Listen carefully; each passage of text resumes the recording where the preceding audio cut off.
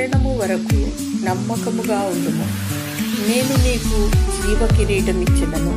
ప్రకటన గ్రంథము 2వ అధ్యాయము 10వ వచనం.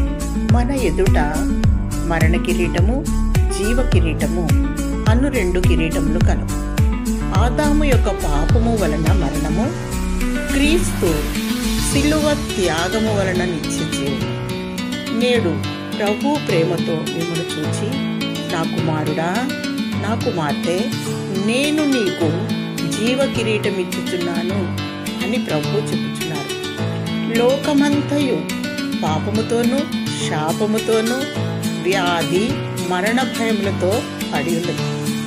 పాపము వలన వచ్చు జీతము మరణము, విశ్వసించువాడే నిత్య జీవము కలవాడు. నిన్నును నీవు పంపిన యేసు క్రీస్తును ఎరుగుటయే నిత్య జీవము.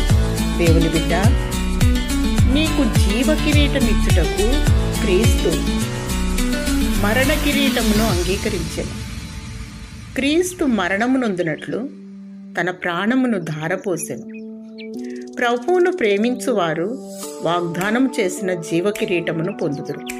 అదే సమయంలో మరణము వరకు నమ్మకముగా నుండివారు జీవ కిరీటం పొందుదురు. మనం ఒక తీర్మానంలోనికి వచ్చిన వారంగా, గాఢాంధకారపు లోయలలో నేను సంచరించినాను, ఏ అపాయమునకు భయపడను, నీవు నాకు తోడై ఉన్నావు. ఎందుకంటే మనకు మరణ భయం లేదు. మన పక్షముగా ప్రభువే ఆ భయమును తొలగించి, దేవుడు నిన్ను బలపరిచి, నీ విశ్వాసమును బలపరిచి నీకు జీవ కిరీటం ఇచ్చునుగాక. ఆమేన్.